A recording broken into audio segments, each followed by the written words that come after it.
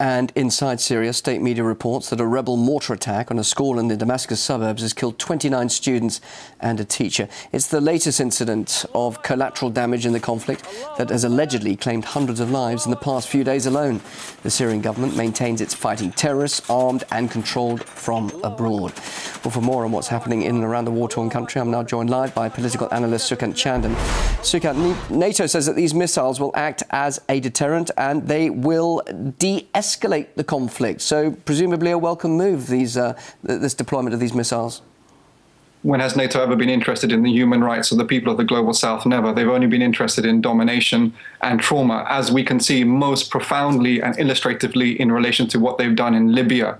So this is not in any way going to help the Turkish and especially the Syrian people. It's another step towards the final nail in the coffin, which the NATO hopes is the regime change against Syria. Now, we just had the conflict in Gaza, and I've been saying for a good part of 2 years that the resistance in Gaza has realized that it wants to have an open battle of war of liberation with the Zionist state and their Western backers to refocus this whole essentially pro-NATO in its policies Arab Spring, or should I call it the NATO Arab Sting in the region. And with the resistance in Gaza that we saw just a few days ago, that's exactly what happened. Everything was starting to be exposed. Morsi was exposed as nothing better than Mubarak, and also it showed that the real enemy of the Arabs is the Zionist state and their backers, and that the Syria, Hezbollah, and Iran were fundamental to the victory of the resistance in Gaza.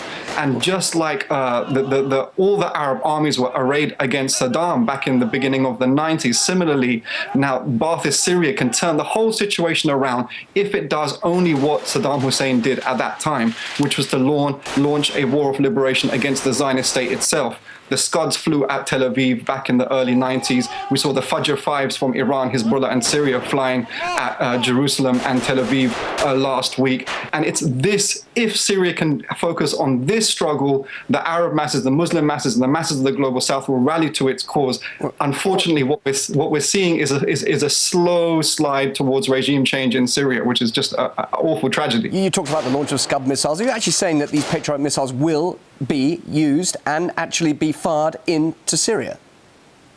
Well, they're deployed there. Well, what else is military hardware used, if not for either for military pressure? Turkey's saying that they're using them. Obviously, they're saying they will need them to defend their citizens because some Turks have been killed already. Is Syria deliberately targeting Turkey?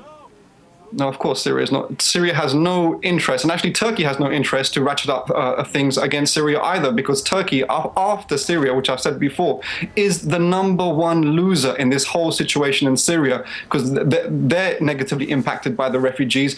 Erdogan is becoming less and less popular inside Turkey because of his Syria policies. So this is not at all in the interest of Syria and Turkey. This is NATO taking Turkey along into this disastrous mess. But NATO are clever, or they're clever because our side is stupid, because on the one hand they're using Turkey against Syria, but also they're weakening Turkey in relation to Syria as well, because the West are very clever. They know that although Turkey is an ally today, tomorrow it could be a regional power against the West, which it was before this whole Syria debacle, when Turkey had excellent relations with Syria, Iraq, Iran. Sorry, you say the West is very clever, but has it really worked out what it'll do once Assad goes? As Samar Amin, who's one of the best analysts of anti-imperialism in the global south from Egypt, has said, the West is only interested in destroying all Arab societies in order to create trauma, deep trauma within those societies, so it can facilitate the war and regime change operation against Iran successfully. This and only this is what the West is interested in right now in the Middle East, North African region.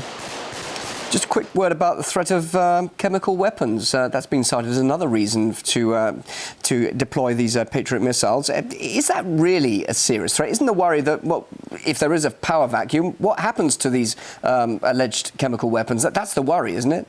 No, I'm glad you raised the issue about chemical weapons, because there's a few points to be made. One, this is an obvious war propaganda trick by the NATO powers to justify in the minds of the public that a bombing campaign should be conducted by NATO, at least a no-fly zone, against the Ba'athist Syrian government. Okay. But the second point is that I've been to Vietnam, to the orphanages and to the government support centers of those children affected by Agent Orange because of the US bombing of Vietnam. We know what depleted uranium has done to Iraq in terms of the newborns' deformities. And Winston Churchill was the first leader of any power to use chemical weapons against who? Against what he called the savage tribes in Iraq in the early 1920s. So really putting some historical context to all of this. Sukant, we'll leave it there. Thanks very much indeed for your thoughts. Sukant Chandan joining me live there in London.